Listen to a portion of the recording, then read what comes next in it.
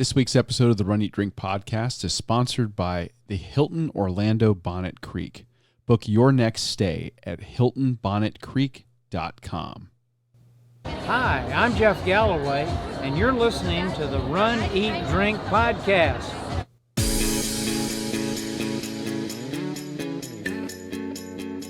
Welcome to the Run, Eat, Drink podcast. We feature destination races from across the country. And after the race, we take you on a tour of the best local food and beverage to celebrate.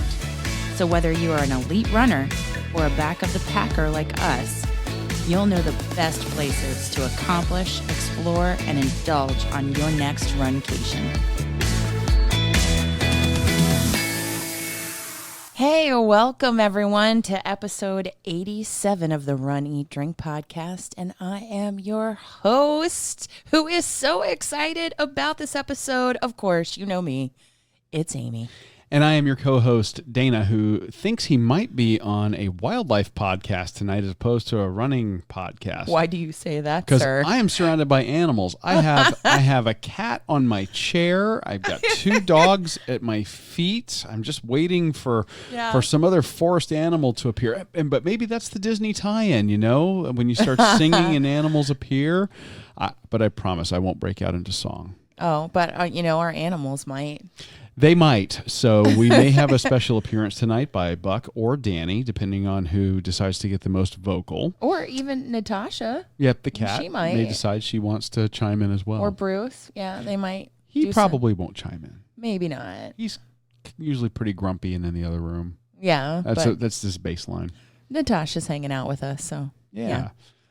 I'm so excited about this episode and what we have coming up. Yes. Because we get to relive the half marathon and help others get excited about their half marathon or their marathon weekend coming up in January, or their princess race at Disney, or in February, or in April, their Star Wars race weekend. And I've heard a lot of people on social media this week message us and comment as we posted some videos and posted some pictures of the Wine and Dine Half Marathon Weekend and 2-course challenge, that this is getting us so excited about it. It's getting us in the frame of mind to make a checklist, make a packing list. We're doing, you reminded us how early we have to get up for the corrals and all of that. So I can't wait to talk about the half marathon on Sunday.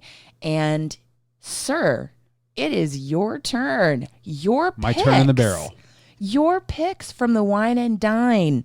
Yes, from the International Food and Wine Festival. And we even have some listener feedback to intersperse with yours. We do.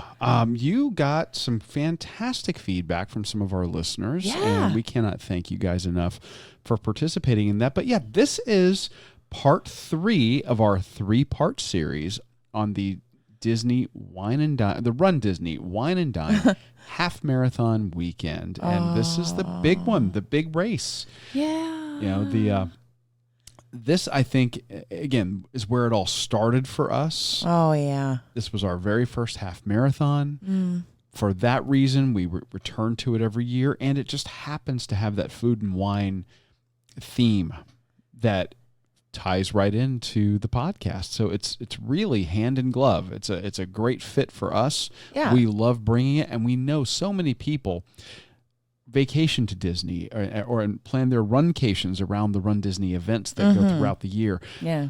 We're going to, of course, be talking about food and wine. Oh, yeah. Specifically the Food and Wine Festival, not just food and wine in general. Right. But much of what we're going to be talking about does translate to the other race weekends. Does translate to the other weekends and the festival life and tips and tricks around that. Well, Epcot has fully embraced this festival idea. They now have a festival for every season, if I'm not correct. Season. So let's see. Except for maybe summer. Well, okay. Let's break it down. Let's walk through that. Yeah. So we'll start with Wine and Dine because that's what we're talking about. So the Wine and Dine is in I would say the fall. Yes. That's your fall November's festival. the fall. October, November. Yes, and it coincides with the Wine and Dine Half Marathon Weekend. Right. Yes. On the right on the tail of this, though, heading into the winter holidays, Christmas, Hanukkah, Kwanzaa, all of those, Disney turns right around, starts redecorating the parks, and puts out new food offerings. Not quite as many, but new food offerings all around the World Showcase. Celebrating the holidays. It's the festival of the holidays, and you get to sample holiday dishes around the world. Which is super cool. We did that last year. It was so great. And I don't know if any of our listeners know if that one is still rolling when Marathon Weekends comes, or if Marathon Weekend at the beginning of January is the start of the next festival.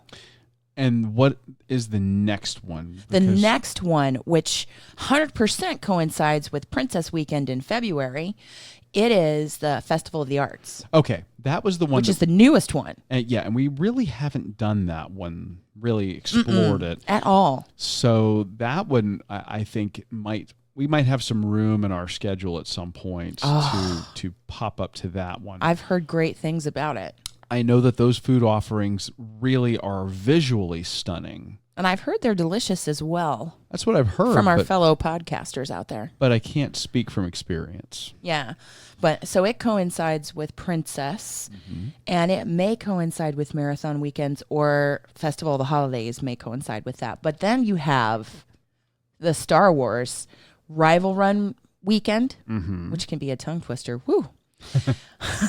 And that one coincides with one of our favorites, the Flower and Garden Festival. That actually might be my favorite. I think so beautiful with all the topiaries. Yeah, they do such an incredible job of I don't want to say transforming, because that's not really correct, but beautifying Epcot. And they have all these topiaries. They have all these displays. They have boxes at all of the different booths that are growing fresh vegetables or spices right there, basil, and tarragon. They of course they get sponsors from like Toro and Rainbird and all that. It makes you think, well, if I just bought some of this, I could have this in my yard. Well, they also have an army of people with degrees in horticulture and a ton of laborers doing that, but nonetheless.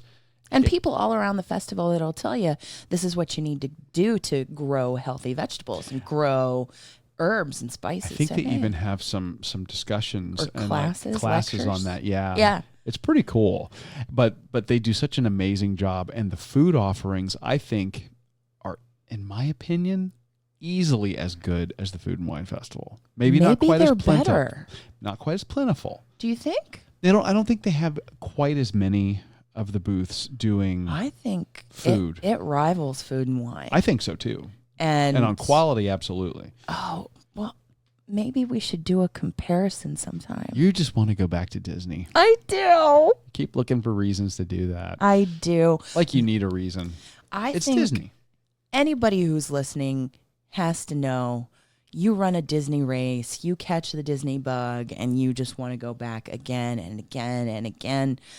It's called the happiest place on earth for a reason. And that's whether you're a child or a child at heart. So that's right. We have an absolute blast when we go. We're fortunate enough to be able to day trip up there. And that setting is so great for races, and RunDisney's been so smart at creating these events. So we really do have a lot to talk about, and we're going to dive right in, because this is all about the half marathon on the Sunday, the final race of the series. What a way to cap off the weekend. Indeed. And I love to stay on property. But this weekend, we were so lucky to stay at the Hilton Bonnet Creek. We stumbled onto the Hilton Bonnet Creek's marathon weekends totally by accident a couple of years ago.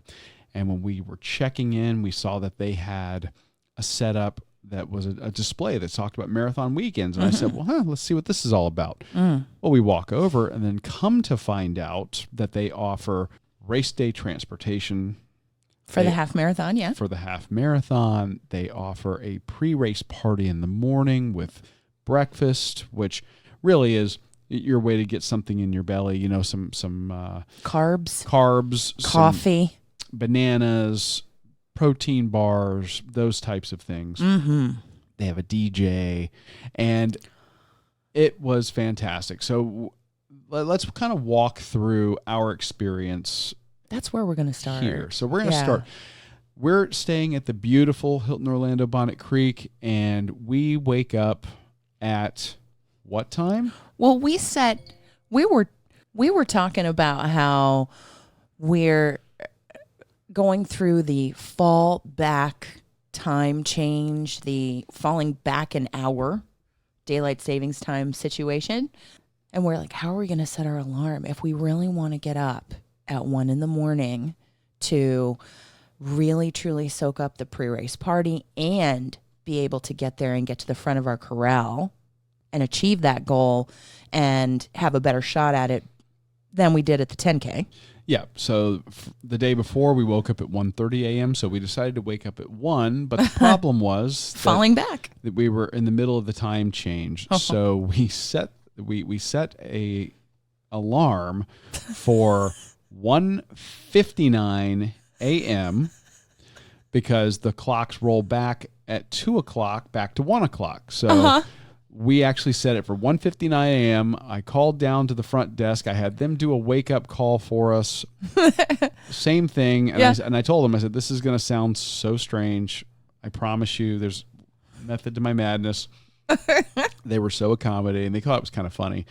And they absolutely took care of us. Oh, yeah. So at 1:59 a.m., the alarms go off. At 2 a.m., it rolled back to 1 a.m., and we were up. So we did it right this year, because in years past, we have been victims of not setting the alarms right and actually getting up too early. Too early or a little too late. Mm-hmm. So we've succeeded. We got up at 1 a.m. Goal achieved. And I know people are saying, what are you guys talking about? That's 4.5 hours before the race. Well, let's tell you why. So our morning race routine is usually pretty simple. Yeah. You know, we get up in the morning. Aimee and I will of course get our showers and get ready, you know, the normal getting ready process. But Aimee likes to add in a little bit of yoga. Yeah, I like to get loose because I'm really nervous before a race, and you tend to tighten up when you're nervous. Absolutely. So getting up and getting kind of doing a runner's warm-up from Eckhart Yoga is so helpful to me. They're great. Not a sponsor, but absolutely a program that you live by. For years. And also using the buffer or massager to kind of work out some kinks still. And then you went just hardcore. I did. And you were like, I want to do an ice bath. Oh, yeah. You heard her. You heard it here, folks. She did. She woke up, did her yoga, and took her shower, and then said, I want to do an ice bath. Right before we leave. Right before we go down to the party. So I'm getting dressed, and then I'm out, and I'm grabbing whatever plastic bags I can find to go down to the ice machine on our floor, and I make like 3 trips with 2 big plastic bags. I basically emptied out the ice machine at 1 a.m. Thank you, Bonnet Creek. And she does about a 10 or 15 minute ice bath. And I'm just talking, what a champ. She's sitting in the tub. I'm putting the ice in. She's just wincing and trying to hold it in. And then she's got all of her makeup laid out on the edge of the tub. I'm never going to live this doing down. her makeup while she is sitting in what has to be 33-degree water. I don't know. But it was cold. She's rocking that. She sets a timer once I get the last bag of ice in. So she doesn't even count the time that I'm going back and forth filling. So it's really closer to a 15-minute ice bath. And she's doing her makeup in there. So that's how she starts. So she's wide awake when we start making our way downstairs at the Hilton Orlando Bonnet Creek. Yeah. Go down the elevator. Oh, sorry. I really love when we go down the elevator and we come off of the elevator, and I think that this is what you were about to start and talk about, that barely getting off of the elevator. Mm-hmm. We are in the hotel lobby, right there by the Myth Bar that we've talked about, where they have the amazing drinks. Drinks, food, and the birthplace of the Run, Eat, Drink podcast, And as we did our initial file uploads right there from the table. Right there. The charcuterie plate is awesome, by the way. But they were just finishing up, cleaning up for the night. Yes. Or they had just finished, but there are employees from the Hilton Bonnet Creek who have Mickey ears on and race signs that say, "Let's do this." And in the do, the O is a Mickey. And they got pom-poms. And they have pom-poms, and you can hear music. And there's a hallway with restrooms right off their little quick service place, the Muse. And you can hear the music all the way down the hallway. You could stop off and use the restroom. And the DJ's there, and there are signs down there that say, "Never, never, never give up." Or Finding Vino because it's the Food and Wine Festival, and it's super cute, so awesome. And you have pictures of me very seriously picking bagels. Well, I think it's great that they put out this huge spread. Coffee. It's a full-on coffee service. Like, you go to a conference to do this, and they charge big bucks to do a coffee service at conferences. Yeah. They've got this enormous coffee service set up. They've got the spread with bagels and cream cheese and peanut butter, and then you can go over and get yourself a banana. You can go get yourself a couple of granola bars. Yeah. And they actually had the bars that they were offering this year were very high-end stuff. These are things that they normally carry at their quick service shop. And they've got, everything from like Kind bars, which I think are probably some of the best tasting, bars that are basically nuts held together. With a natural sweetener. And then they have some other bars there available as well. But and there's the dogs. Yeah. Just fantastic options. Plenty of bottled water. I think they had some Gatorade there as well. They did. That's true. Powerade, excuse me. Oh, they might have had Gatorade. Powerade was on the race course, but I think they had Gatorade, so you were right the first time. Okay. So they had plenty of things for you to get. And the DJs playing just really high energy music, and that started I think it starts around 2 or 2:30 in the morning, and those employees are so excited. And I wasn't sure if it was the employees that worked overnight or if it was the employees coming in for the morning shift. I'm not sure. I don't even know. It might have been a mixture of the two, but I'm telling you, they were motivated. They were in tutus themselves, some of them, and they were just so encouraging, and it was so genuinely real and just made you feel so good. And welcome and ready to take on the race. Yeah. And what's cool is the area they're hosting it in is like you go down that hall to get to the party, and then the hall hangs a left, and that's where you're at. You're in that area, and then right outside the doors that go outside is where they have a runner's podium set up that I believe you've posted those pictures to social media. And I'll have some more. Yeah. And you can pose on the runner's podium, which is really cool. Yeah. And then they have their race transportation that comes to pick you up and take you over to the race. And the bus picks you up right there. You load up right from the party. But we elected to drive. True enough. We kind of have our own formula for the way we do things, and we elected to drive. And that's just, a great option. Also, there's not really a wrong way to do it, but if you don't want to drive, if you think that after the run your legs are going to be smoked, or you might after the run imbibe in some post-race recovery beer or champagne, which is served at the after party. That's true. Then you have reliable transportation and you can play it safe and still celebrate. I was going to say, some people go straight to the park. Yeah, well, some people are, they're still raring to go. They could do a whole entire marathon. They're training for Dopey, whatever, where you do all the races the entire weekend. But I am just not that. Like, no, after the runner. race, it's time to come back and do a little Enjoy recovery at the hotel. The hotel. Yes. So, okay, so we decide to go have our car brought around. We drive over. And again, I cannot say enough good about the Disney staff. Oh my gosh, they're on top of it. The parking, everyone is afraid of it. There's no reason to be afraid of it. If you decide to drive over to the race, it is no different than any other time you're going to the park. True. And you're going in and they are parking you just like they do. They've got a system down. Disney's good at a couple of things. Number one, it's at moving people. Number two is it's separating you from your money. And that's they've true. already done the first part if you paid the race entry fees. So they're moving people. You're happy when you do it. Yeah. And they're parking these cars and it's just seamless. Oh, love it. And it's kind of neat because you have this mass migration of runners from the parking lot over to the buses. Yes. And everybody's just kind of like, because it's early. Yeah. So we were parking in the Magic Kingdom. No, we were parking at Epcot, to be bussed over to Magic Kingdom. Yes. Yes. And we got there. We left the hotel right at 3 a.m. Yes. So which was so much better than the 3:30 departure.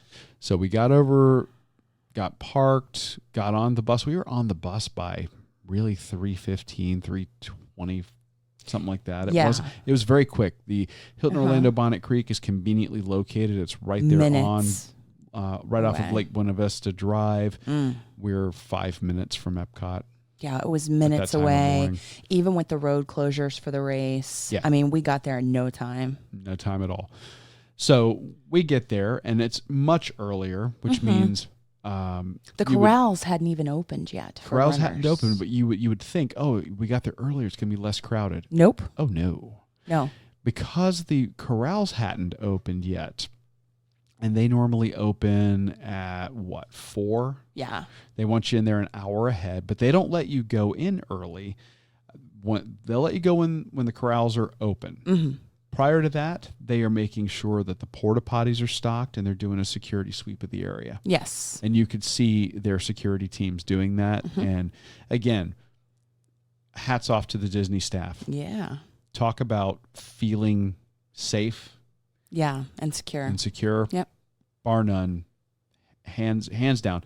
Fantastic. So that pre-race area where you walk in and they've got that we talked about last week. Yeah. Character lines, I want to say, were even crazier morning. 90 and 95 minutes. For Mickey and Minnie Mouse, because they were the marquee characters for the half marathon. Mickey's on the race medal. So it was just crazy. And the lines were enormous. Yeah. And then the porta potty lines were enormous. Oh, yeah. And the Joffrey's coffee line and the food tent line was enormous. So, but this was really, everybody was kind of in the smaller area because the corrals hadn't opened. Yeah. Once the corrals opened. It was like the floodgates. The floodgates open. Yes. We headed back over to that area because we mentioned it last time. Porta potties. Aplenty. There are tons. Yeah. You could, by all means, if you're going to stay over there in that area where you do the character photos, you could certainly get in line there. You're probably going to be a 20 to 30 minute wait. It's 5 to 10 minutes, maybe 15 if you were slow in getting out to the corrals. But people were streaming to get to the corrals. We immediately headed down towards our corral, but then veered over to the porta potty. And just got done as quickly as possible. Yeah, hit that. And this time, we were not in the very last corral. There were 2 corrals behind us. Yeah, we were Corral F. They also had G and H. Yeah. And I've actually seen some talk about this on Facebook groups. Oh, you have? People are saying they wish Disney would go back to more corrals. Why did they say that? Because I don't think they like the size of the corral, because the corrals are pretty big with only G and H. Each corral and individually is rather large. I can see that. But they are breaking those corrals into waves every 3 minutes. Yeah, I can see their suggestion as very, very valid, because We got in there and we got towards the very front. We were right up pretty close to the front this time of our corral, and you are sandwiched in with a bunch of people. So if you get in the corral to get up to the front too early, maybe, I mean, I don't say it's too early enough that maybe you needed one last porta potty stop before the start, you were tough. out of luck. Yeah, that would require, and this is a great race tip. If you are the type of person who gets nervous and might have to go hit the porta potty, or morning coffee hits you, oh no, go to the porta potties prior to getting on the buses. They have porta potties. Even at Epcot, they have porta potties set up outside, so you can do that. Then once you get over to the race area, if the lines aren't too crazy over in the initial area, the entertainment area, go there. And then when you get to the corrals, you've got a third option. I say go ahead and go. Once you get into that corral, and especially if you are nudging towards the front, and that's where you want to be, then you're going to have a rough go of it if you have to get out, because you're going to have to kind of, do the whole excuse me all the way back. And you're talking, the corrals are easily 100 yards long, so 300 feet long by 200 feet wide, and you're shoulder to shoulder with people. Yeah. Now, what does happen is you get in there early. That will allow you to get a little bit of space on the ground if you want to sit down, if you want to do some stretching, which you did. Yeah, I did. I did too. While I was listening to the DJ, and then Carissa and the crew, as they took over to kind of get us revved up and introduce us to the representatives from Second Harvest and their race sponsor, Aftershocks. The Powered By sponsor, Powered By. Aftershocks. Yeah. Those are the bone conduction headphones. Again, not a sponsor. We just happened to have had a pair. Love them. They were great. Yep. So you get all that pre-race entertainment, and things are getting real when the national anthem is played. Oh, then you know.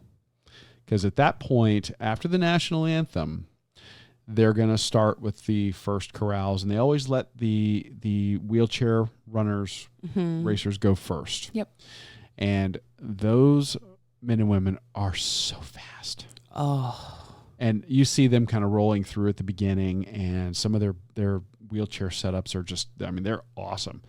But the muscles on these folks is just amazing, and they're cooking. Oh, when yeah. they get out there. Yeah. Unbelievable.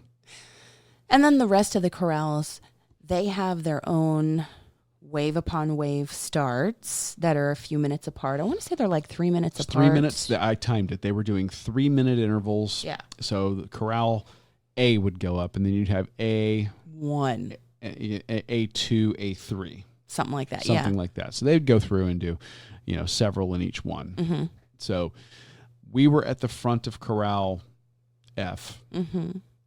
G and A. So our corral had, I believe, 3, and then G had 2 or 3, and H had 2 or 3. So we had ample time between us and the last runners to cross that finish line. The start line. Or the start line. The balloon ladies. The balloon ladies. Yes. And the balloon ladies, again, if you didn't listen to the last episode or you're new to the Run, Eat, Drink podcast, the balloon ladies are a group of volunteers. They are lovely ladies. They are.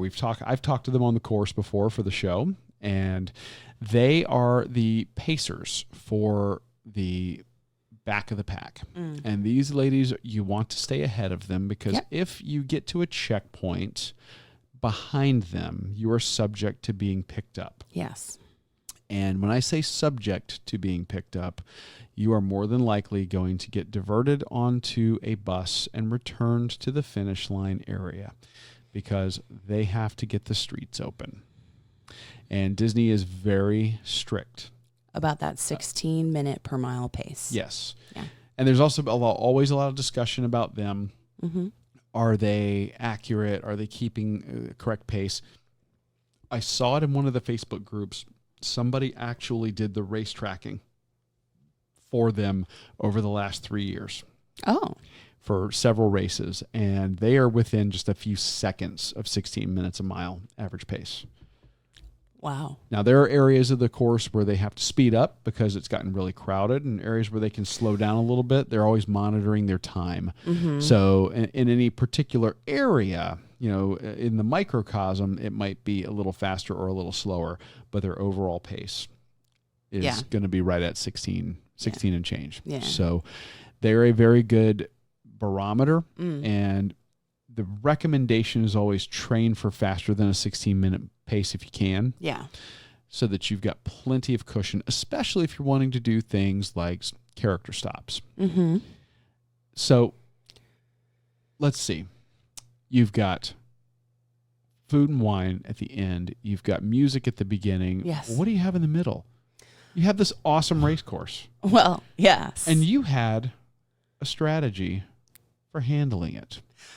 I did. Yes. Let's talk about that.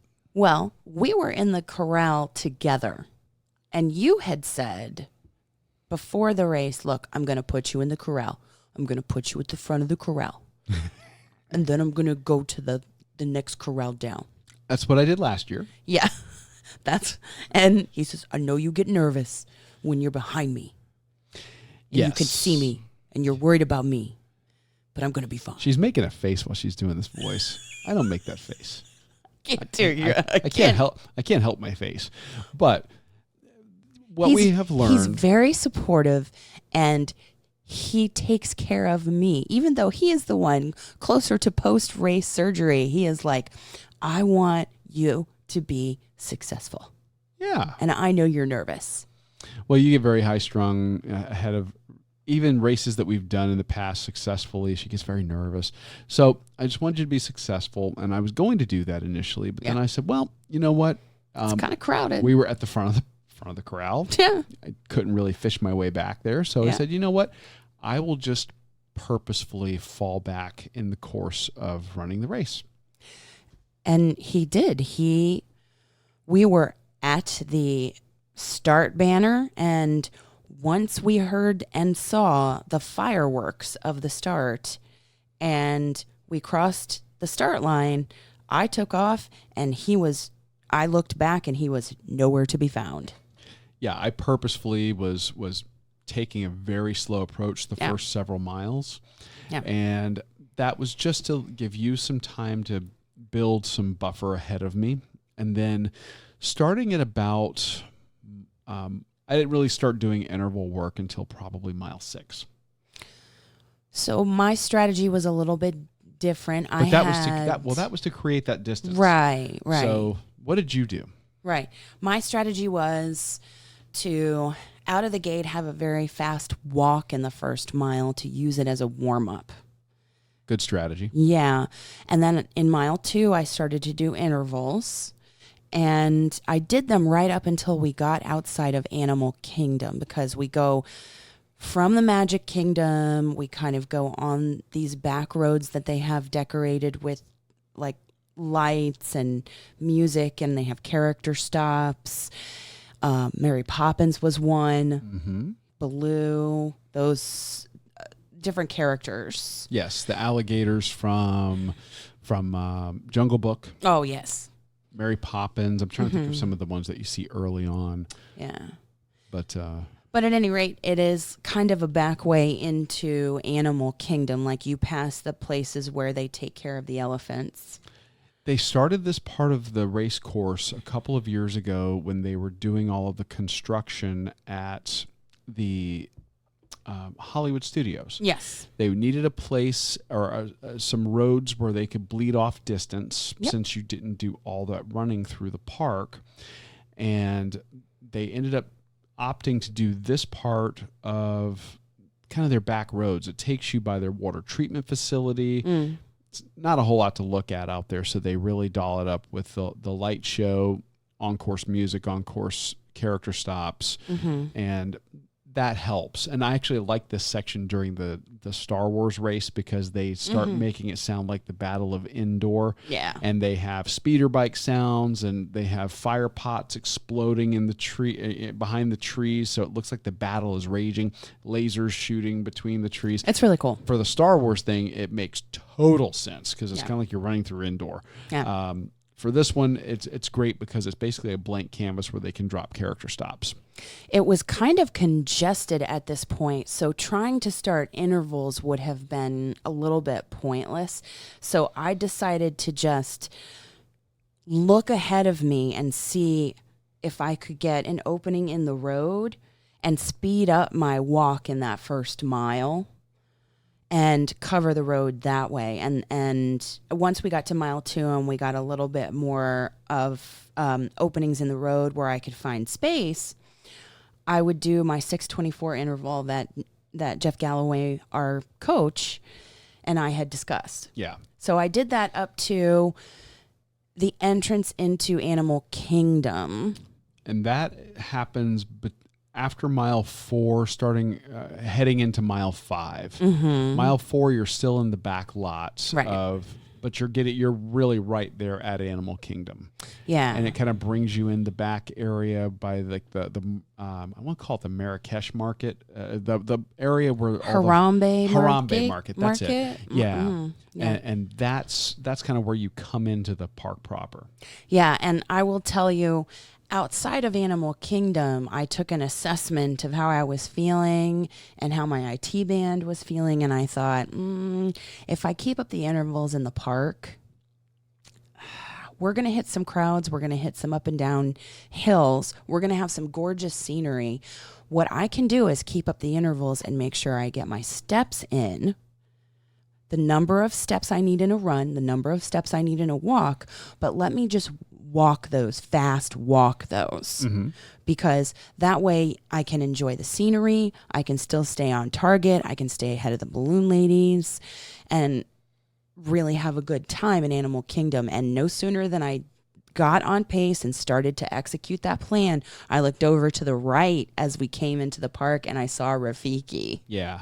And I was like, I can't stop for you, but you're my favorite. You actually yelled that to him, didn't you? I did. I did. Well, it's funny that you mentioned that because I talked about how narrow the course was in the 10K, and that really carried over into the half marathon. The first 3 miles, really the first 4 miles, are probably the widest portions of this entire race. On the roads. In between the parks. In those areas, they didn't restrict you to just a single lane of travel. Once you get from mile 4 and a quarter into the park, it naturally narrows because you're only able to run the width of the walkway in the park. Yes, and they really try to crowd control that. And they did a great job. It moved, Yep. but what happens is your time to be aggressive in picking up the pace and passing people was before you got into this park, in my opinion. So I was glad that I did intervals prior to coming into this park. I think you were very smart to do it the way that you did it. And I thought I didn't want to overextend the IT band. So in the Animal Kingdom Park, really just keeping up that walk pace. We got to see characters. We got to see the beautiful Pandora, Dino Land. You run right through Pandora, and actually, we're flipping through photos, kind of recapping as we're talking about it. When you look at the crowds here, it is 6 to 8 people across and solid. Yeah. Now it's moving. People are jogging. Yeah. You know, the slower runners ideally to the right.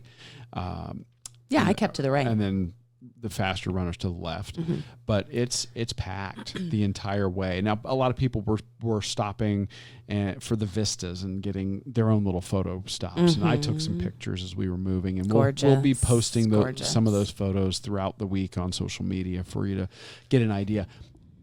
I'll admit, I am a giant science fiction fan. I was not really a big fan of Avatar. Not my favorite sci-fi movie. The land, the Pandora area is beautiful. At sunrise, which is where we were when we entered the park in terms of the time of day. They do such a good job with their Imagineering. It's fantastic. And such great you're light. running underneath these floating mountains. You're like, I'm running on Pandora. Oh, it's and then you get to see the Tree of Life and Dino Land. But I'm going to share Expedition Everest. Yes. But I'm going to share a runner tip. Yes, do it. Porta potties are, I don't want to say that they're plentiful along the race course, but they are there. They tend to have lines. Once you get into the parks, the bathrooms that are along the race course are all open. They are all open. But there can be lines. There can be lines. And for women, that's usually a worse problem. There were. Because I will tell you that I was scrunched up in the corral at the beginning, and from the word go, I needed one more stop, but I couldn't. So having the familiarity with the race course, I knew that there was going to be an army of porta potties coming out of Animal Kingdom as we hit the Animal Kingdom parking lot.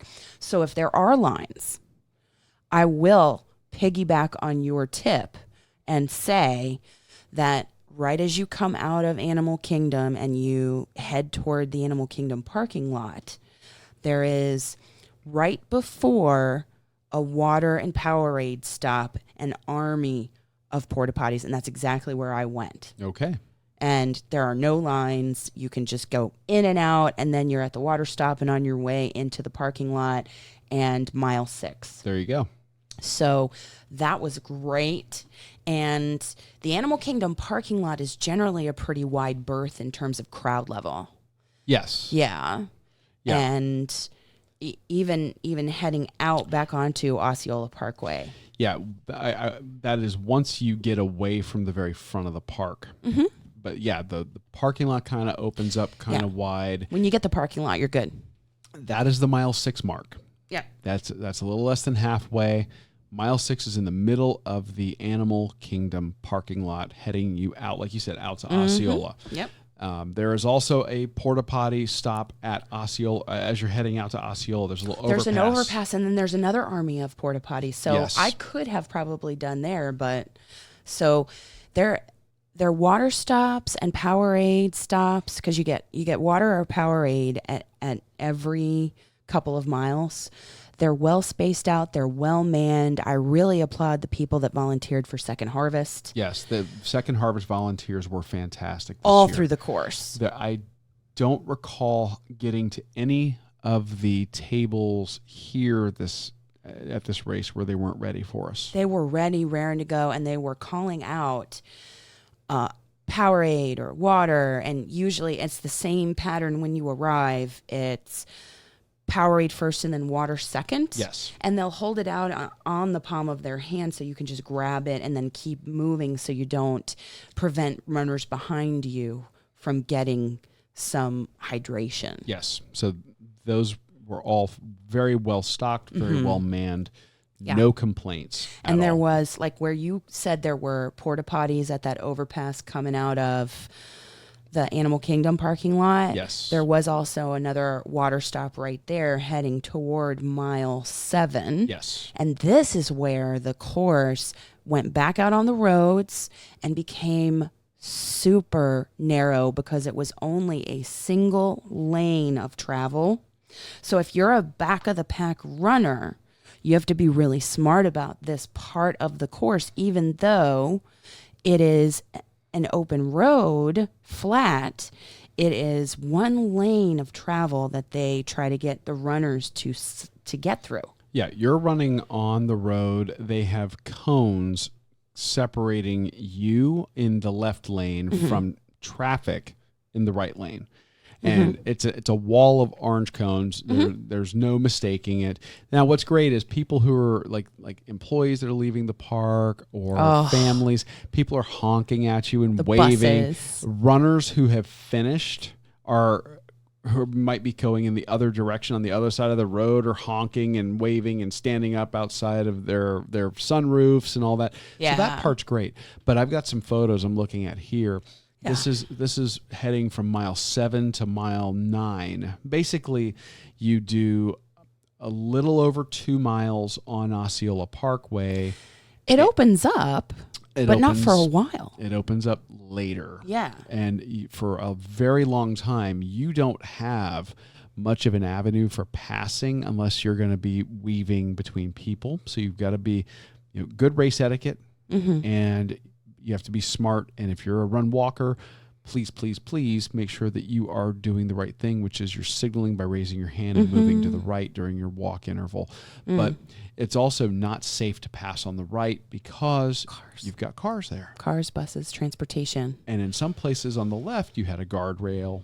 So you weren't going to be passing on the left. So you were just kind of where you were in the pack for a good bit. But I will say this, the people that I was running around and walking around, they were so great and so friendly in this group of runners that for Wine and Dine this year.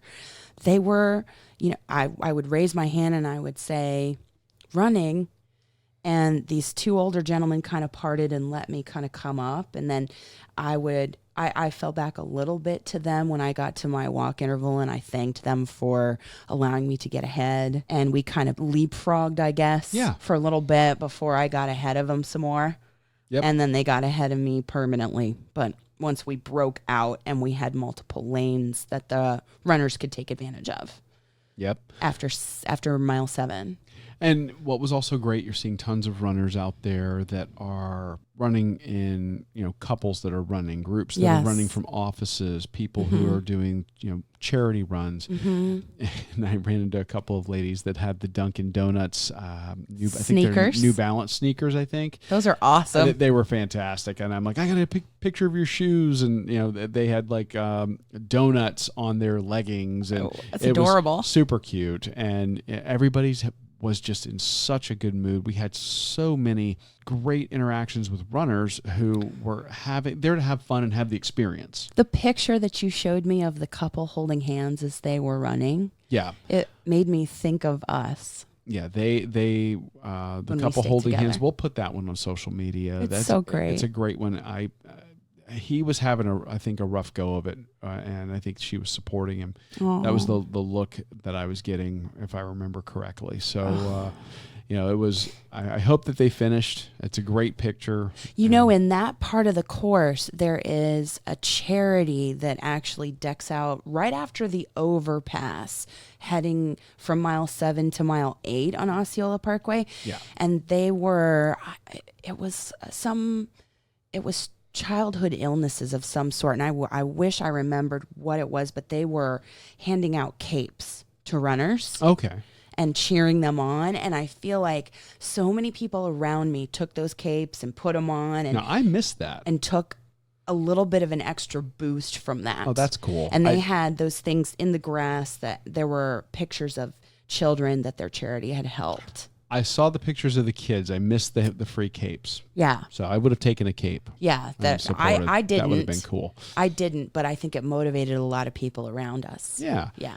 So then you head out to you're heading to mile 9. There's another water stop, and then they've got a sponsored stop where they're doing sport beans. And I they're love actually those. handing out these little travel packs of sport beans. We actually use sport beans. They're made by Jelly Belly. They've got your carbs, electrolytes, and then they have vitamin B and C in there. And they were giving out the non-caffeinated version of them along with water and electrolyte drinks. So that was great to get that at the mile 9. I loved the race signs. Yeah.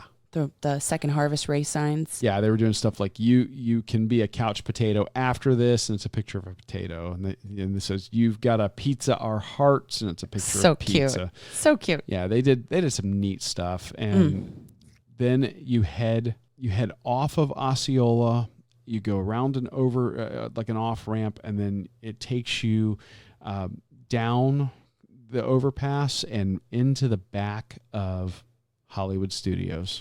Yay! And I just get so excited when I make it to mile 10. And that whole fast walking, the running interval, and making sure that I got the steps in the walking interval, that carried me from Animal Kingdom all the way to mile 10 inside of Hollywood Studios. I was so happy and so proud to be there. And what was really great is you have the mile 10 and you have the water and the Powerade stop, and then you round the corner and you're passing by Tower of Terror, and it was open. Yeah. The park was open. Park was open. And I saw a couple of runners coming through the gift shop exit after that's where you get into after you ride the ride. Shockingly, Disney exits you through the gift shop. And I was thinking, oh, there are runners that have ridden the ride, and the ride is open. And I'm here. And no matter how far back I looked on that gigantic overpass right leading up to Hollywood Studios, I didn't see those balloon ladies at all. I could, for the first time ever, ride this ride during a race in the single rider situation. Yeah, you're teasing some information here. We'll get to in a bit, but I said no. I do not need to decrease my lead. I need to make it strong to the finish, and I want to be powerful enough in that last mile to do some intervals. Which you did. Yeah, because we had a shortened kind of course through Hollywood Studios. Yeah, let's talk about this for a second. Yeah, which was sad because we love it so much there. Normally, or over the last few years, when they were doing the construction on Star Wars Galaxy's Edge, they basically had an abbreviated section of the park here at Hollywood Studios that you would run through, but it would at least take you down Main Street and kind of like around and out the main entrance of the park. That did not happen this year. No. They basically ran you through enough of the park to say you went into the park. Yeah, by Tower of Terror so that you could jump on the ride maybe, and then a little bit of the main street. Like you could see Rock and Roller Coaster, but you would have to deviate from the course to get there. You basically run around, you come around the back of Tower of Terror, you go down Main Street, past Phantasmic, and then you hang an immediate left. You don't even go the full way. You don't get to the front of the park. No. At all. At all. This time. Or we didn't this time. Very different. Yeah. But we came not through the entrance of the park to exit to what we would normally get by the water behind the Boardwalk Hotel. We just exited the park early to get to that path. Yes. Passed by the Skyliners, the new Skyliners. Yeah, it takes you do go out to the front of the park, but you're coming out a different way. You're not going through the main turnstiles. Right. So it's kind of like a backstage area and then an exit. Yep. And then you get down to the water by the boardwalk, and there's a DJ right there motivating you, pushing you along. It's there. You can see the Skyliners. You can see the water. You can see the boardwalk, which is one of our favorite hotels.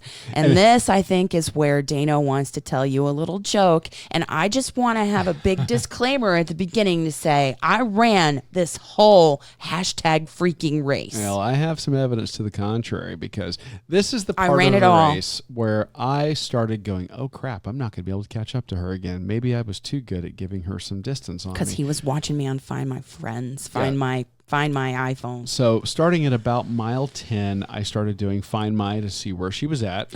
And by then, I had already started doing intervals, and I was doing the same 6:24. Yeah. I was feeling good. I was still running in my Brooks shoes, and my knee was cooperating with me very well. I've opted against doing the long runs in the knee brace. Right. And I haven't really had a need for it. So I was feeling great.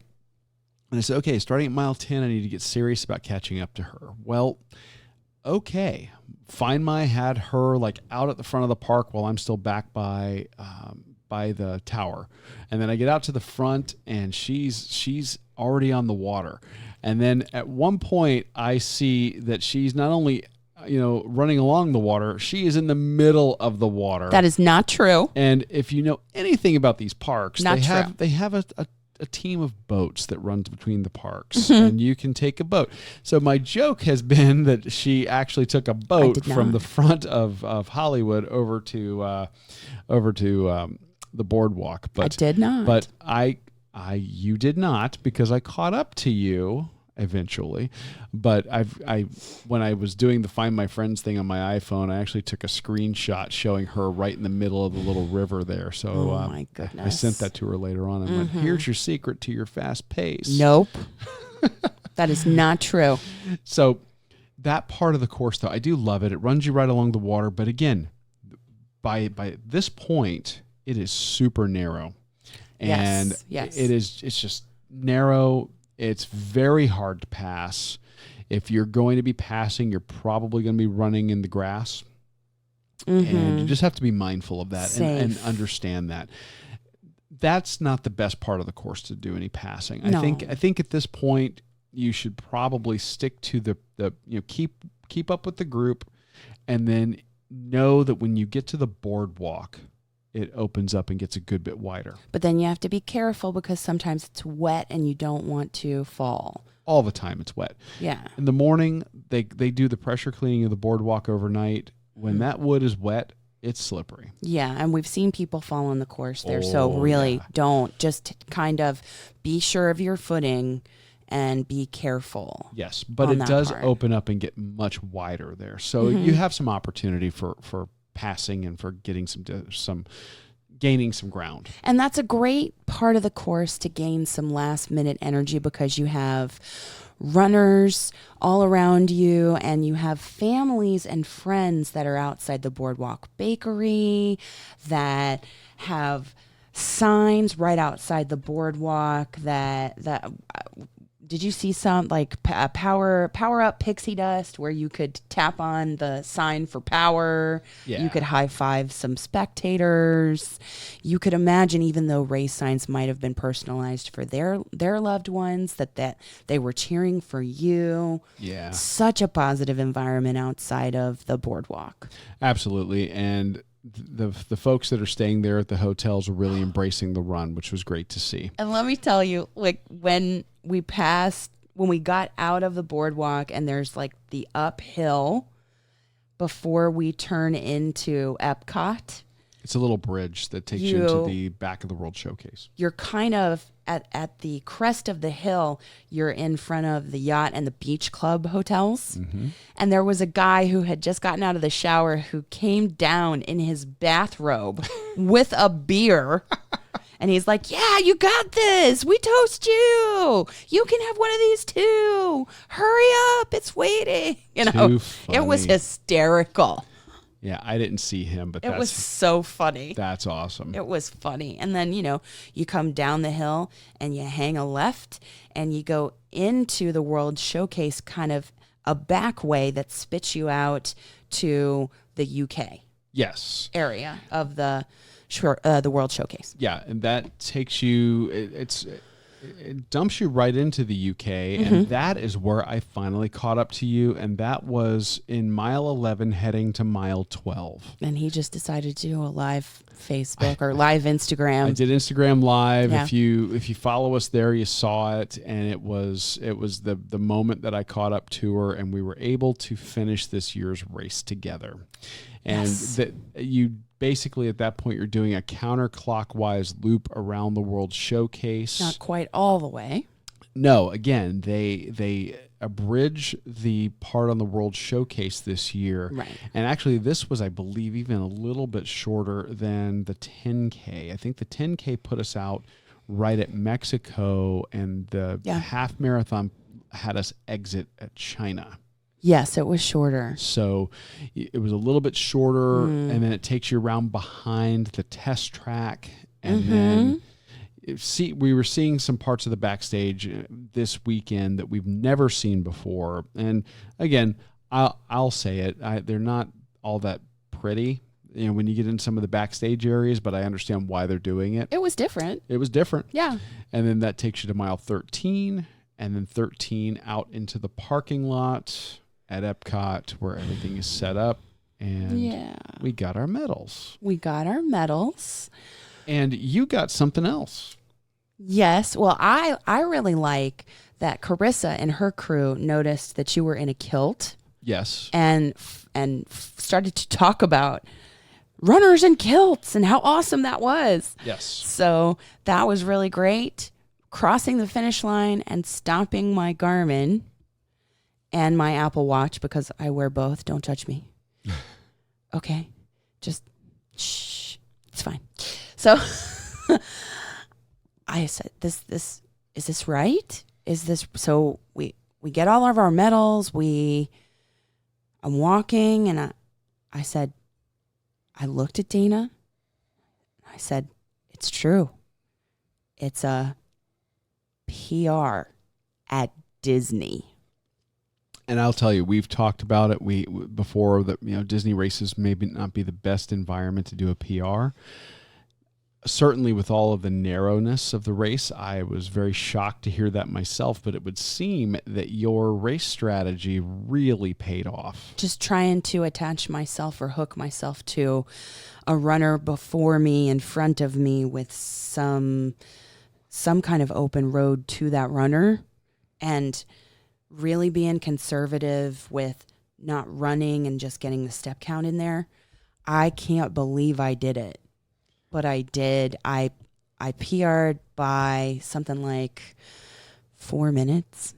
Hey, that's not bad. Which is incredible. A PR is a PR. I was not expecting that at all, and it makes me so incredibly happy because it's our first race that we ever did together. So. And it was my really the first one that I got to run as much as I wanted to after surgery. Yeah. And again, it's a great race for us to celebrate. And we had a lot to celebrate at the end. So we get done. We headed over to get a celebratory beer. We did some photos. Yeah. What a great time. It was fabulous. And the post-race, you've got all the families there that are reuniting with their cheer squads. If you have your family come out and be part of the cheer squad, they actually have bleachers set up for them at the finish line. And they had signs and things. This is a great event, not only for the runners, but families. Yeah. If you're the runner of the family and you're thinking about doing a runcation here, don't question yourself. Just do it. And your family will thank you. You can do the parks afterwards. There's just so much good about this RunDisney event. We can't recommend it enough. Mm-hmm. And that's why we come back to it again and again. Absolutely. And with the Food and Wine Festival, there are so many different things that we can bring to you. It can be different every year. Absolutely. And that's kind of what's neat about it, and that's what we're going to be doing right now. We're about to show you, what the race course was different, but now the food is totally different than what we brought you last year. Indeed. And we have a listener who wrote into us on Instagram, Sherry, who goes by Runs in a Skirt on Instagram. She agrees with our assessment last week when we did my picks for the Food and Wine Festival. She says the Ireland cheddar and stout dip is her favorite. And I loved it. It was delicious. We hope it stays next year and doesn't go anywhere, because sometimes changes happen. But to have a couple of good standbys in there, so good. Yeah. So we're going to head into the food portion now. Yes. So she kicks off our food portion. Yes. Well, she is a woman who's very wise, because that is one of my favorites by far. Just fantastic. But I did some picks. Yes, I want to know what our listeners need to know, because there are a few weeks left of this Food and Wine Festival. And if they're heading down, what do they need to get? Well, we talked about your picks from last week, which were excellent. One of my picks, I chose 3. You chose 3. One of my picks was from a relative newcomer to the Food and Wine Festival. It's been here a couple of years. It's called the Wine and Dine Studio. And this is an area that's kind of off of the main circle of the World Showcase. Right. Kind of in a little... I don't know, not an island exactly, but it's before you get to the main circle. When you're coming in from the front of the park, it is on the right. It's right next to the It connects Future World and the World Showcase. Bingo, that's it. That's what I'll say. Yes, best way to describe it. Yeah. And they had, and I talked about this, a butternut squash ravioli that just sounded incredible. And let me tell you, you're going to see it in the episode artwork. Yes, you will. You get a couple of these ravioli. Oh. You're going to be a very happy person because the butternut squash ravioli is served with a brown butter vinaigrette, shaved Parmesan cheese, and toasted pumpkin seeds on top. Good. The ravioli are probably the size of the palm of my hand, maybe the size of a deck of cards. They were pretty sizable, Good size. Yeah. The pasta is al dente. The butternut squash inside of it was roasted, pureed, and super sweet. Oh. The brown butter vinaigrette. The brown butter has a nuttiness normally, but then they made a vinaigrette out of it, so you get probably, I'm guessing, a white wine vinegar mixed in. So you not only got the nuttiness of the butter, but you also got some acid from the vinegar. And then the Parmesan gives you that salty nuttiness, and then the toasted pumpkin seeds for some crunch. This was one of my favorite dishes at the Food and Wine Festival. Amazing. Ever. Oh. Not just at that this is high praise. Ever. I would get this every time we go from now on. It's so good. I just want 12 of the ravioli. That's my problem. I had to get my own. Yeah. To tell you. Yeah. Yeah. So I would say the portion just keeps you wanting to go back for more. Portion's a good size, but it's so good. I mean, this for me, as a pasta lover, this hits every note you could want. Sweet, salty, savory, everything. That vinaigrette couples so well with the filling inside of the ravioli. Yes. And the ravioli itself is such a beautiful orange fall color. It is. And this reminds me very much, there is a version of this served at Wolfgang Puck's restaurant over just at get Disney that too. Springs. Yeah. He does a butternut squash ravioli with a brown butter sauce and deep fried sage that is to die for. Yum. But this is a close second. Oh. So yeah. Absolutely one of my favorites. I will always get this when we go back, as long as they're good. serving it. So good. So that's my first one. I thought that was a pretty good way to kick things off. I think that is excellent. But, there is a place on the World Showcase. So we had to go back to the World Showcase and the place where they do the Eat to the Beat concert series. We've seen Taylor Dane there. We've seen Boys to Men there. We've seen Night Ranger. Blues Traveler there. Those concerts are really great for your friends and your family, for everybody to go along. Absolutely. And the food offering over there in the Americas area is to die for. It absolutely is. We love, as you saw from the episode when we were down in Key West, we love a good lobster roll. We do. And I will say that the lobster roll down at DJ's Clam Shack in Key West is probably one of the best you will ever get anywhere. They were doing an offering of a lobster roll at the Hops and Barley tent. I don't call it tent, the stand. That's the stand in America. Oh. That was lobster with a fresh herbed mayo on a griddled roll. I will tell you, for a bite-sized as opposed to like a meal-sized one like we had down at DJ's, this bite-sized one, fantastic. I was kind of surprised. I went in a little bit skeptical. Well, because having I was thinking, DJ, it's a high bar. It was a high bar, but not only that, I was like, there's no way they're going to be able to do lobster en masse for quick service. It's really tough to do seafood well for that kind of volume.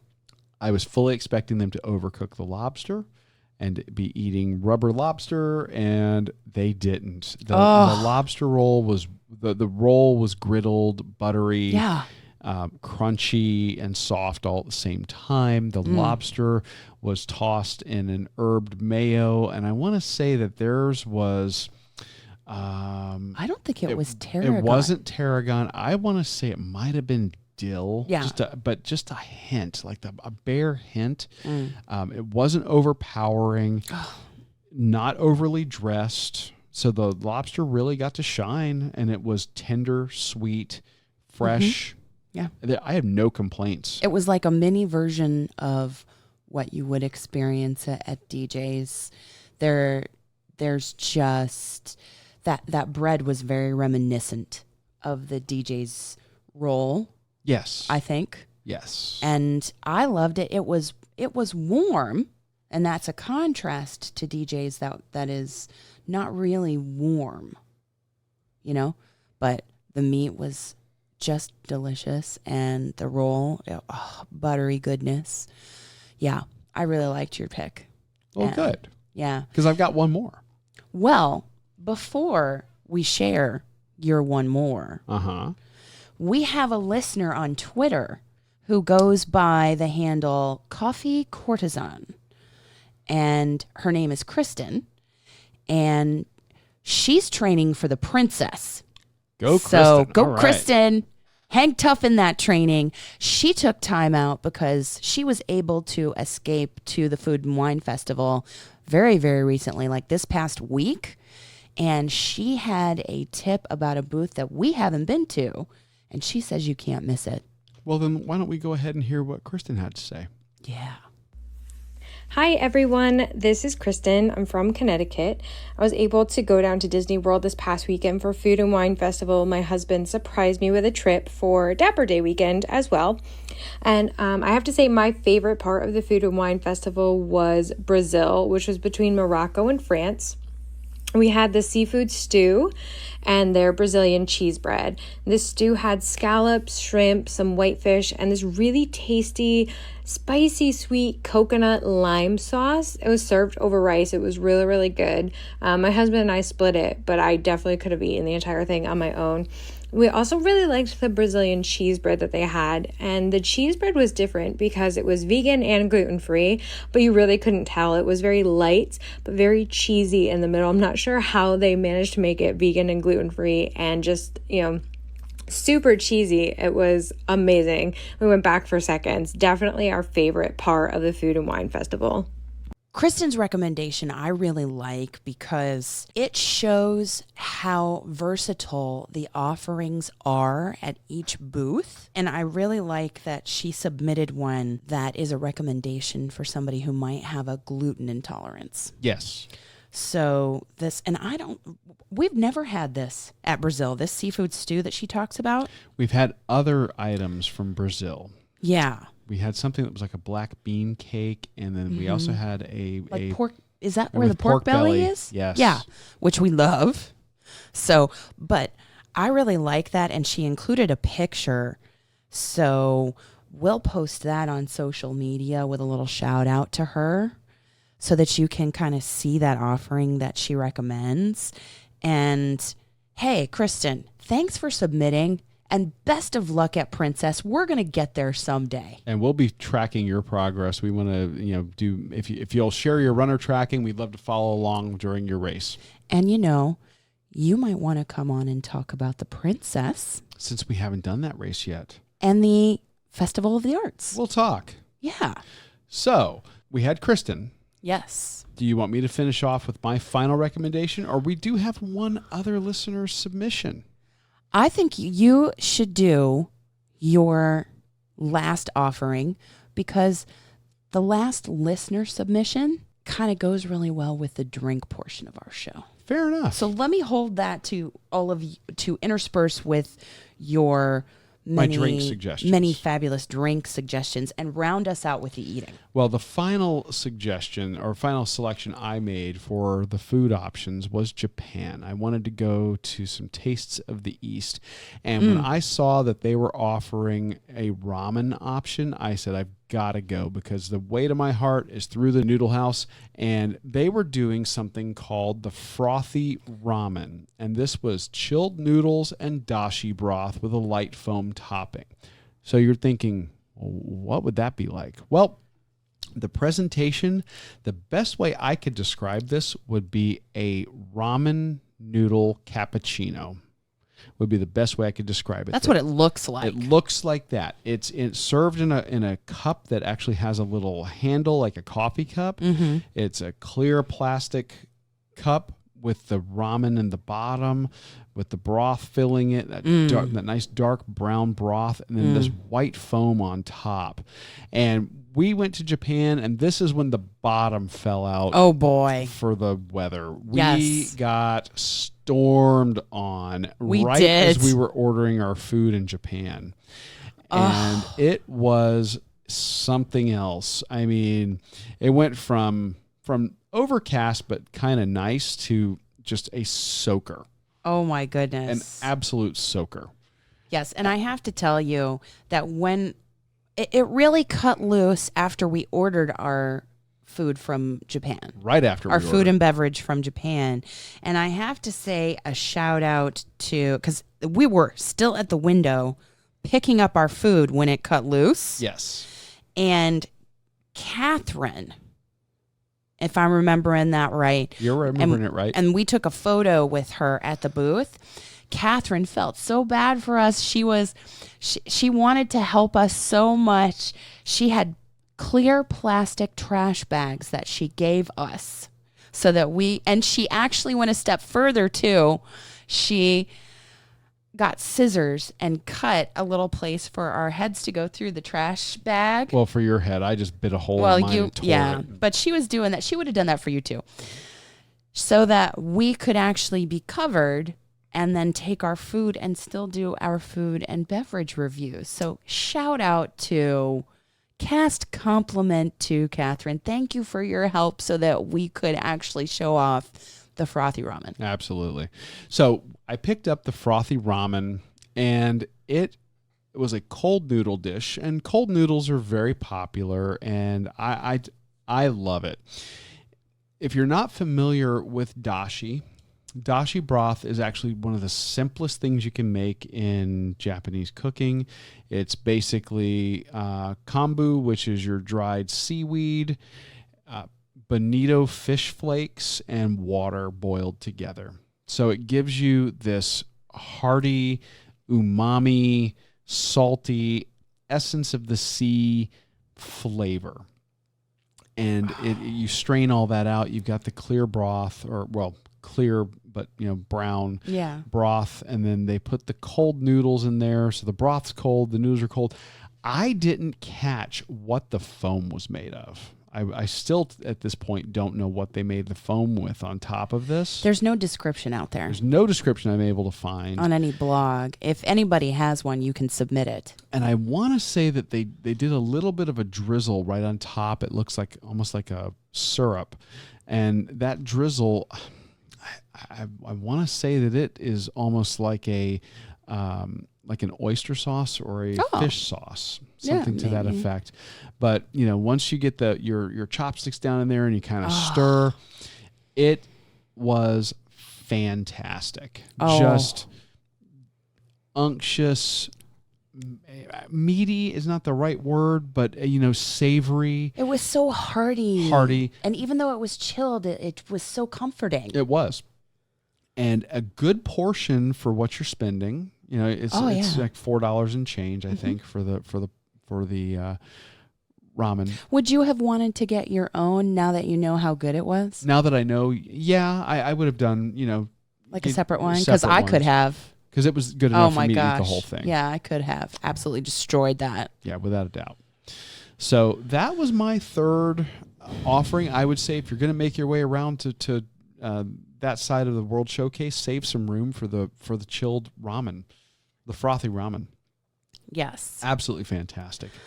All of this food talk has made me thirsty. And I'm thirsty to hear your beverage picks. Well, okay. Now, what I'm going to do is I'm going to rewind a little bit. Because we're going to do the beverage picks in the same order of countries as we did the food picks. Okay. So when we headed over to China, of course, we went to China on the 10K. Yeah, I talked about the spare ribs. Yes. And my favorite from there, which is the chicken and shrimp bao bun. spicy. Yes. And, oh, well, I mean, you could say that my favorite from there is the Kung Fu Punch because, whoa. Everybody's Kung Fu sleeping if you drink too much of that Kung Fu Punch. Yes. But they have offerings that are not alcoholic as well. And I went non-alcoholic. We actually were over on that side of the World Showcase. I picked up a mango bubble tea that they had. I happen to be a real fan of bubble tea. I just think they're a lot of fun. They taste great. And they were doing one that was with an Assam black tea and milk. So this is a sweetened beverage that is tea and milk with the tapioca pearls in the bottom.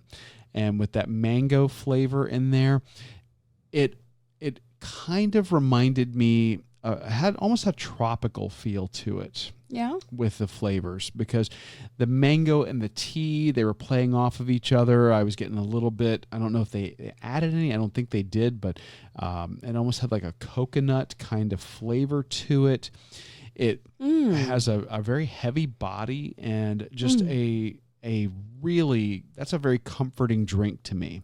But I don't think it was as heavy as, say, a condensed milk.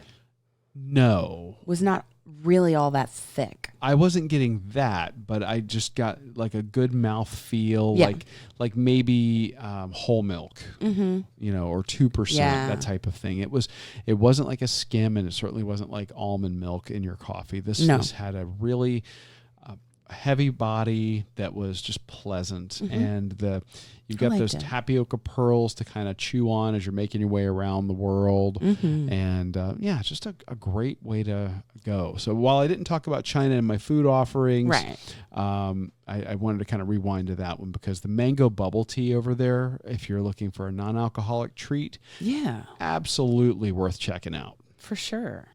Would you have a beer? I'd have a beer.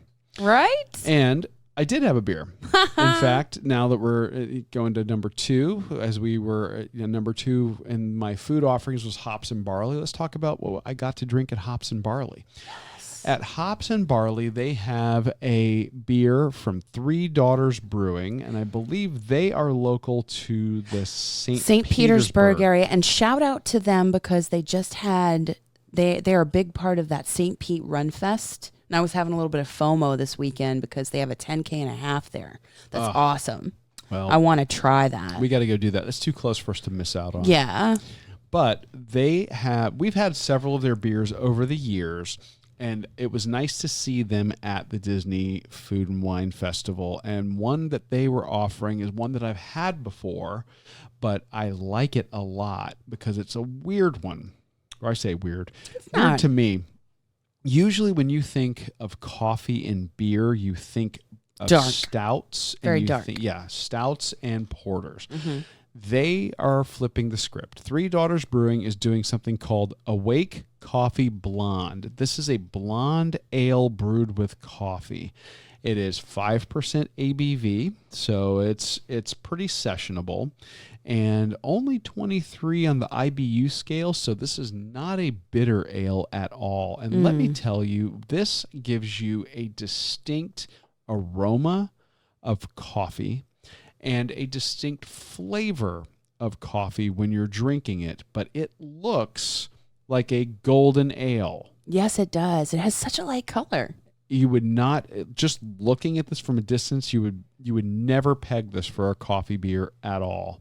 But it's so good. It is fantastic. Light in body, crisp flavor, very coffee forward. Yeah. Just wow. It is like drinking a cold brew coffee that's carbonated. But it's so light and refreshing. Yes. You know? I would do a whole pint of that if they offered it at Hops and Barley. Oh, yeah. Easily. Or you would double fist the little 4-ounce pour that they had. Yes. Yeah. Yeah, absolutely. Yeah, I would too. We were pacing ourselves and we had other stuff to do, so we couldn't do that. Moderation. So that was my second drink offering. And then for the third, we're going back to Japan. Yes, we are. And that country does a number of really interesting things in their festivals there at Epcot. And sometimes their drinks get a little creative and all that, but I went with something very simple. And that was what they were calling their draft sake. Mm-hmm. And sake being a very traditionally Japanese thing. Yeah. You can get it served hot or cold. Their offering was something they were calling draft sake. And this was a perfectly clear spirit. It looks like water in your glass, served cold. And they were giving you a nice sized taster of it. I mean, that was like more than a shot.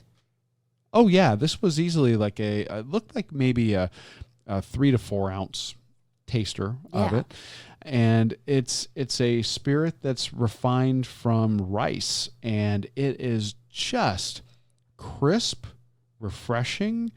This potent. I mean, I'm not gonna lie. It doesn't have the bite or the burn of vodka. Right. It has more floral. Some people will say melon notes. I don't really get a lot of melon. I got a boozy quality. Little boozy. I'm telling you. Yeah. Little boozy. Yeah. But the flavor was perfect. When I was drinking this was paired with the frothy ramen. So it was just, flavor profile was spot on, perfect to pair with that cool ramen dish. And it is just fantastic. Now, unlike your Kung Fu Punch over in China, where that one hides the boozy quality in disguise behind some delicious fruit flavors, this is on Front Street. Oh, yeah. There's no mistaking this. Oh, my God. So you're not going to accidentally have too much of this, I don't think. But the flavor is fantastic, especially if you're going to be pairing it with any of the foods offered from Japan. Right. We have one more listener recommendation. Okay. From Steph at justadayinparadise.com. Okay, well, let's see what Steph has to say about her suggestion for the Disney Food and Wine Festival. Hey, Aimee and Dana, it's your friend Steph from justadayinparadise.com and at Just Take a Dip on Instagram. Whether you want to sit back, relax, and let us build you a custom-made itinerary, or you want to follow along and get some tips and tricks so you can plan yourself, we are dedicated to helping our clients and followers get the very most out of their Florida vacation. When Aimee and Dana reached out to ask what our favorite drinks and dishes were this year, we were completely stumped. How can you pick just one thing? I will say, though, if you can only stop at one booth, stop at Flavors from Fire. The Steakhouse Blended Burger is amazing. There's blended beef and mushroom sliders with brie cheese fondue, arugula, and a truffle blue cheese potato chip all on a brioche bun. Then the smoked corned beef is served with crispy potatoes, cheese curds, pickled onions, and beer cheese fondue. And these cheese curds are the real deal. They give you that spongy bite to them, and it's perfectly balanced. It's a little bit salty, super cheesy. Probably my favorite thing on the menu. You wash that all down with something called a swine brine, which is Evan Williams bourbon mixed with lemon juice, apple cider, and Dijon mustard, all of that topped with a piggy wing. All in all, regardless of what you decide, with a little balance of planning on what you don't want to miss and being open to trying something new, you'll be in for a real culinary adventure. She has excellent taste.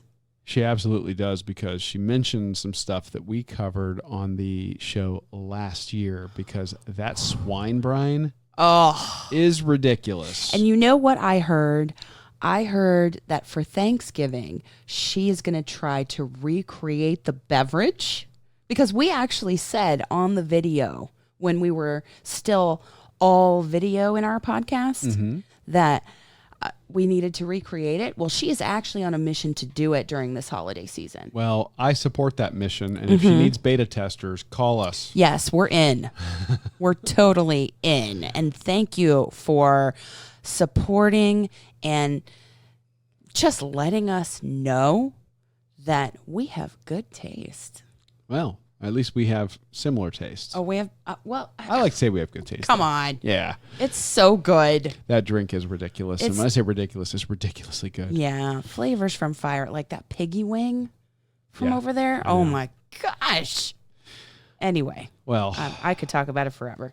Well, while this has been talk following a half marathon, this has been a marathon episode for us. And we cannot thank you guys enough for sticking with us. We gave you an extra half hour today as we were detailing the longest of the runs on the RunDisney 2-course challenge weekend. So thank you for sticking with us. Yes, and we hope that it'll be a great companion for you on your commute to work or on your long run, because I know that those of you who are training for Princess or who are training for Star Wars or those marathon especially marathon weekend are getting up in the high mileage and you need some stuff to keep you going on the training run. So hopefully this one that's a little long won't make you too hungry on the run or too thirsty on the run, but will provide some great tips, tricks, and entertainment for your run. We hope so. Yeah. And next week, what are we doing? We are training.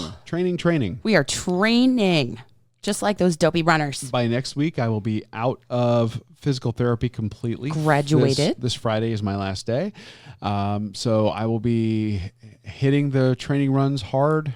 Yeah. And ready to rock, getting ready for our race in Atlanta for Jeff's race. So we'll be talking a little bit about our training ahead of that and how we maintain our fitness between 2 travel races, as well as kind of taking a look at what we have to look forward to in Atlanta.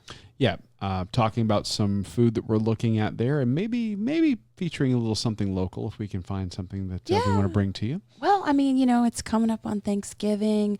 Maybe in the next couple of weeks as we prepare for Jeff's race, we may do a turkey trot. Ooh. If we can find a good one to do here locally. Absolutely. Yeah. So, if you guys would do us a favor, drop by Apple Podcasts, leave us a review. We cannot tell you how much this helps us. The more that you guys leave a rating or a review, it helps with discovery of the show. Mm-hmm. And with thousands of podcasts in the store, your rating and review makes all the difference in elevating us in the rankings so that people see us when they're searching for topics like running, food, travel, and the like. So that would be so helpful. Just take a couple of minutes, head over there, leave a rating and review. We'd really appreciate it. Go rate your favorite Runcation podcast, please. And we thank you for helping our Runcation Nation grow that way. And hey, if you have a recommendation for us, maybe you have a race near you that we should do, or a race, an amazing destination race that you have done, some food or beverage near you that we need to try when we're having a runcation near you, let us know at info@runeatdrink.net or leave us a message at 941-677-2733. Give us a 1-minute message, who you are, where you're from, and what your recommendation is. We will make you Runcation Nation famous. Absolutely. Let us know. Can't wait to hear from you guys. And until we meet again, I am your co-host, Dana, the second banana to this lady here. Oh, you're the first in my heart. Aw. And of course, I'm Aimee. Have a great week, and we will talk to you soon. Thanks for listening to this week's episode of the Run, Eat, Drink podcast. We're having a great 3rd year because of your support. Don't forget to follow us on Facebook and Instagram at Run, Eat, Drink Podcast. And on Twitter, we're at Run, Eat, Drink Pod. You can also give us a call at 941-677-2733 or shoot us an email at info@runeatdrink.net. Visit our website at runeatdrink.net and click on the subscribe link so you don't miss a minute. Accomplish, explore, and indulge right along with us. We'll talk to you next time.